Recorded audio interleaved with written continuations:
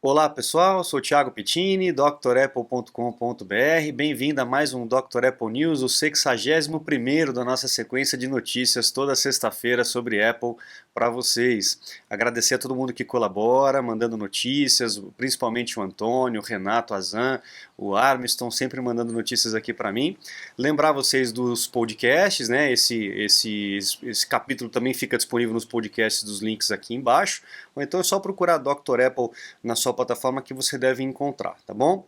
Lembrar vocês também da promoção de 15% de aniversário aí, do meu aniversário, que ainda está vigente, está acabando a promoção, então aproveite, corra e garanta o seu desconto antes que a promoção acabe, tá bom? Bom, vamos lá, vamos começar com as notícias. A gente tem algumas notícias históricas aí nesse finzinho do mês de agosto que eu falei para vocês que é um mês que tem muita coisa acontecendo, muita coisa aconteceu no mês de agosto na história da Apple e no dia 27 de 99 foi quando a Apple deixou de utilizar aquele logo todo coloridinho que o pessoal acha que tem a ver, é esse aqui, né? O pessoal acha que tem a ver com LGBT e tal, não tem nada a ver. É porque a Apple tinha introduzido naquela época a máquina com a tela colorida. Então eles mudaram o logo para poder enfatizar que naquela época era tudo ou preto e branco ou uma cor só, né? Preto e verde, né? Lembra daquelas telinhas com os códigos todos em verde, ligavam na televisão? Enfim.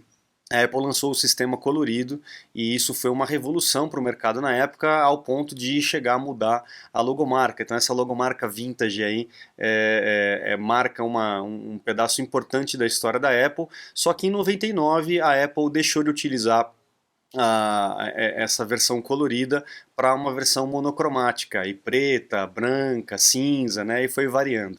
Quem assistiu ali a história da Apple, né, aquele primeiro capítulo desse novo programa, desse novo quadro aqui do canal, viu que na introdução do vídeo eu coloquei a sequência de logos, todos os logos em sequência em ordem cronológica, para vocês acompanharem justamente a história, né, o desenvolvimento da logomarca da Apple.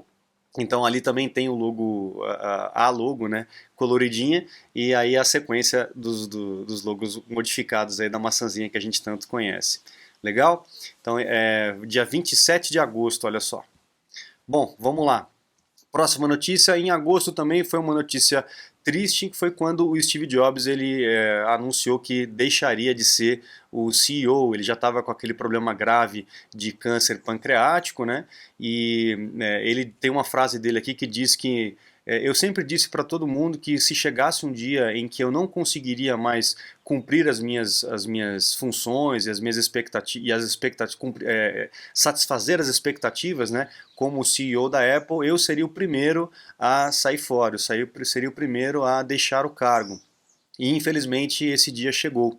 Foi uma carta aberta, que depois ficou aberta, né, mas uma carta que ele escreveu para o board da Apple, né, para os membros da Apple, e uma carta muito triste, eu lembro exatamente desse dia, 24 de 2011.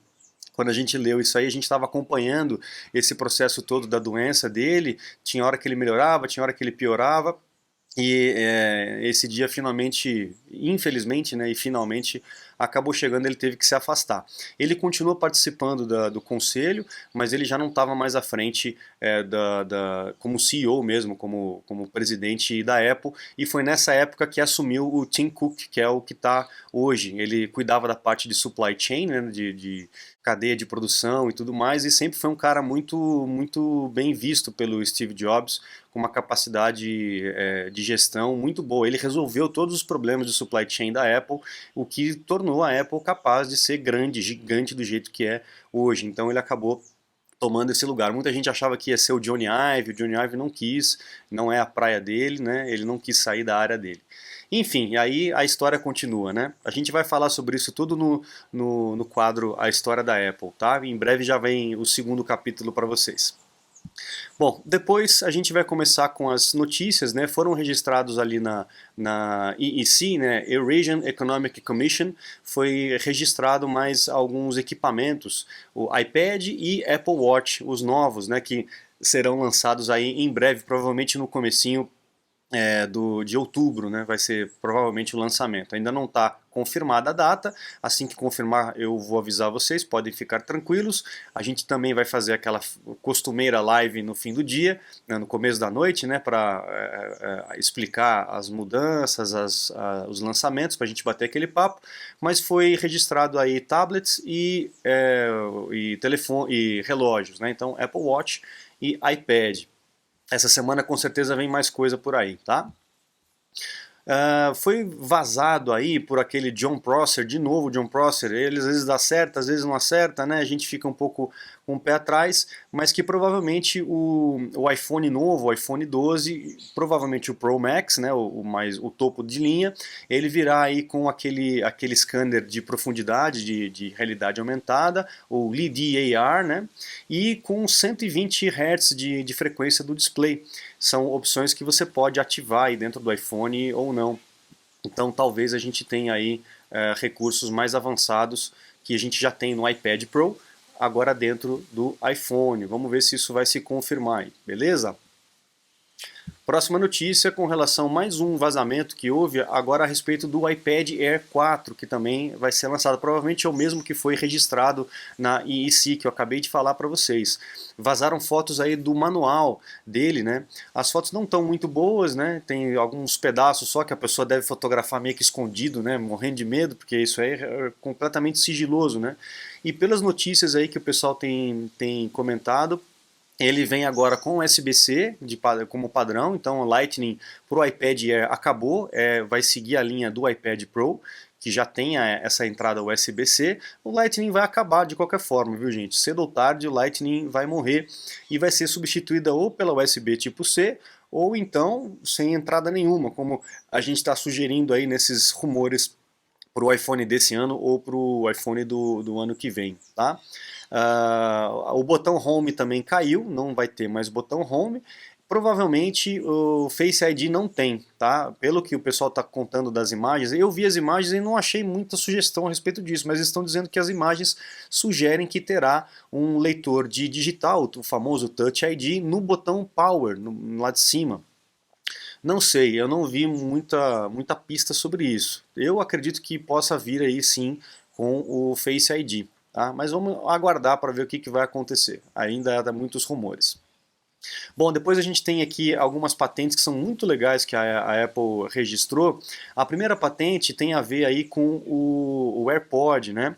Então a Apple está patenteando aí um sensor de proximidade, de controle de gestos, de reconhecimento de gestos e de proximidade. Olha que legal.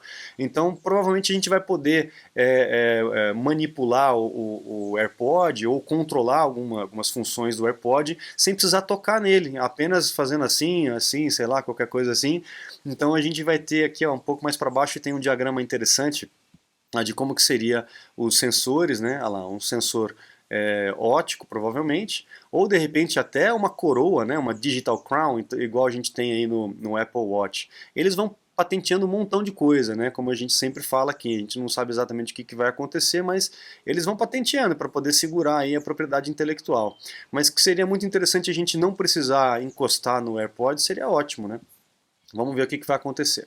Na próxima notícia de patente é com relação ao MacBook com a ferramenta de indução, a tecnologia de carregamento por indução na base dele, né? Então a possibilidade de você colocar o iPhone ou colocar o Apple Watch ou até a caixinha do seu AirPods segunda geração para frente, né, que carrega por indução, em cima do MacBook para poder fazer o carregamento rápido. A empresa de Taiwan que oferece esses diodos, né, que fazem esse tipo de carregamento por indução, recebeu um aumento de demanda muito grande, tanto para o iPhone quanto para peças para Mac. Então eles estão sugerindo aí que os próximos Macs bem futuros, bem próximos, poderão vir aí com essa questão de carregamento por indução, carregamento rápido por indução, tá? Então vamos aguardar, mais um rumor, mais uma notícia de que essa história realmente bem provável de vir à tona, tá bom? Próxima notícia também de patente que eu achei muito legal, a Apple desde 2014, na verdade, ela vem trabalhando com sensores dentro do Apple Watch, inclusive com câmera e sensores de movimentação do punho, né? Então aqui a gente vê um diagrama dos sensores pegando aí os tendões da musculatura, né? Para poder entender aí as movimentações do punho e quem sabe por ali a gente ter algum tipo de controle, tanto do Mac ou do próprio Apple Watch, enfim, a gente ainda não sabe. Mas câmera, né, dentro do Apple Watch, o que será que vem por aí, né? Vamos para frente, pessoal. Próxima notícia, a DigiTimes lançou aí uma conta matemática aí deles, né, dizendo que o MacBook teve um aumento de 20%, um quinto a mais, né, de vendas comparado com o ano passado. Mas isso na região lá do Japão e da Ásia Pacífica, tá? Não é a Ásia toda, é só um pedaço da Ásia e do Japão. Houve um aumento grande de demandas por MacBook Pro. E também eles fazem esses cálculos de acordo com o supply chain, essas empresas que oferecem peças e serviços para a Apple, eles reportam um aumento de demanda e aí o pessoal começa a fazer conta, e aí chega nesse número. A gente não sabe se isso é exato ou não, mas que houve um aumento com certeza. A Apple provavelmente está se preparando aí para essa mudança de chip, né, do Apple Silicon, e dar conta da demanda, que com certeza a demanda vai ser alta, principalmente se os preços caírem, né? Se os preços caírem, aí a Apple vai vender que nem água, pode ter certeza. Bom, próxima notícia com relação ao iPhone, né? O iPhone que tem a tecnologia do 5G, parece que a tecnologia do 5G, as antenas e tudo mais, ocupam um espaço maior dentro do iPhone. Então a Apple ela está caminhando para a mesma tecnologia SIP, que eles chamam, que é o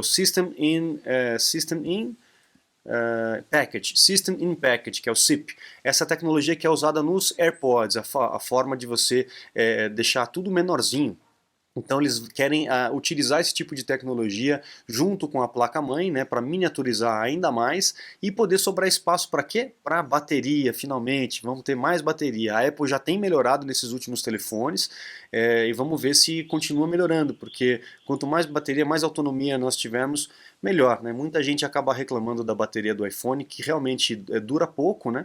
A gente acaba usando o tempo todo, cada vez mais usando o telefone, com mais recursos, com mais brilho, com uma tela maior.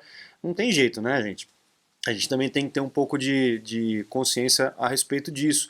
Mas vai caber uma bateria maior aí dentro do iPhone. A gente vê que a Apple ela é um pouco resistente para aumentar a potência dos iPhones, talvez por algum tipo de risco, né?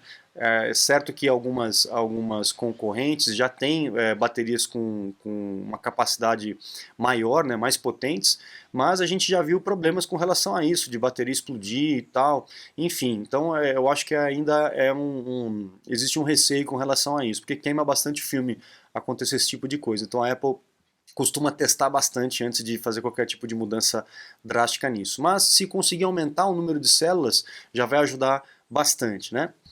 Próxima notícia com relação à Apple Silicon, né, a TSMC, que é quem faz o processador ARM ou ARM, né, como o pessoal fala, comentando aí a respeito da mudança dos 7 nanômetros para os 5 nanômetros e para os 3 nanômetros, muito à frente aí da Intel, e por isso aí a Apple deixando de utilizar a Intel para poder utilizar a TSMC como processador próprio, né, oferecendo processador próprio para a Apple. Para vocês terem uma ideia, olha só a diferença que houve aí do 7 para o 5, olha lá, 5 nanômetros. Você consegue aqui 80% encaixar, né, colocar 80% mais chip logics na mesma área do chip, ou seja, uma redução aí enorme, né, de tamanho, consegue colocar mais componentes ali dentro, com uma redução de 30% na necessidade energética ou 15% de velocidade.